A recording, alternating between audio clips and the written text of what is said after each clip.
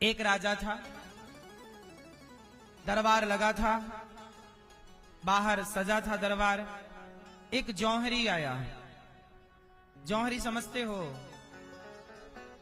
जौहरी आया, राजा साहब से बोला, राजा मेरे पास 2 हीरा हैं, इसमें एक असली है और इसमें एक नकली है।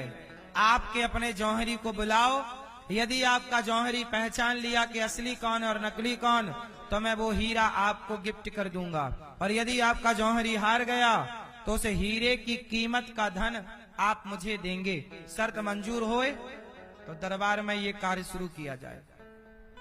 राजा बोले कि मेरे पास तो 10 बड़े बड़े जौहरी हैं, और मेरे जौहरियों के आगे आपके हीरे की पहचान करना कोई कठिन काम। चलो शर्त लगी, लोगों को बुलाया गया, बड़ी दूर दूर से लोग देखने आए। चलो राजा के दरबार में शर्त लगी है, देखें कौन जीतता है। 2 हीरे एक से, एक वजन, एक कटिंग, एक सी चमक, एक कोई कैसे पहचानता कि असली कौन? और राजा के ही जौहरी जो है ना, बड़ी देर से खूब देखा सुनी की। धीरे धीरे राजा के 10 जौहरी पंचर हो गए। राजा शर्त हार गए, राजा को करोड़ों का नुकसान।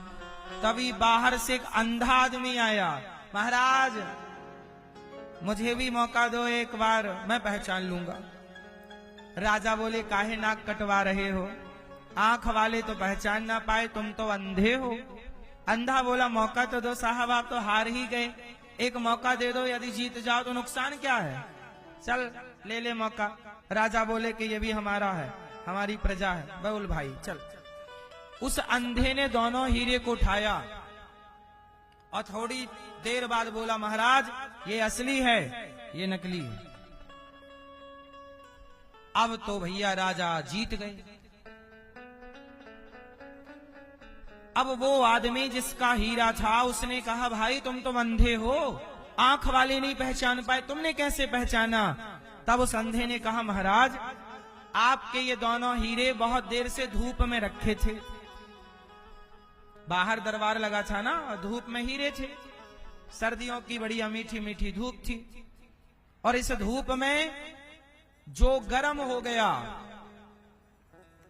वो पत्थर था, नकली था, और जो धूप में भी ठंडा रहा वो असली हीरा था। मुझे जो ठंडा लगा मैंने उसे हीरा मान लिया, जो गर्म लगा उसे पत्थर मान लिया।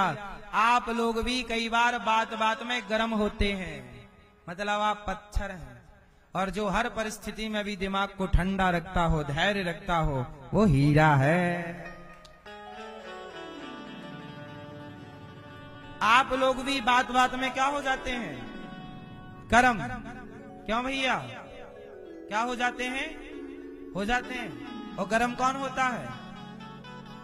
नकली, पत्थर। पत्थर ही बने रहोगे कि हीरा भी बनोगे? भगवान कृष्ण हीरा है, 100 गालियां देता है शिशुपाल, और भगवान चुप रहते हैं, ठंडे रहते हैं। आप 2 गालियों में ही गर्म हो जाते हैं। भगवान कृष्ण कितनी गालियां?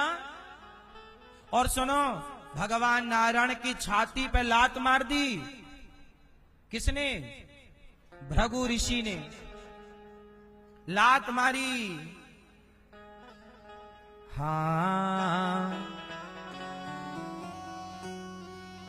क्षमा बड़न को चाहिए, छोटन को उत्पात, काहरि को घट गयो, जो भृगु मारी लात रे भैया, जो भृगु मारी लात। भृगु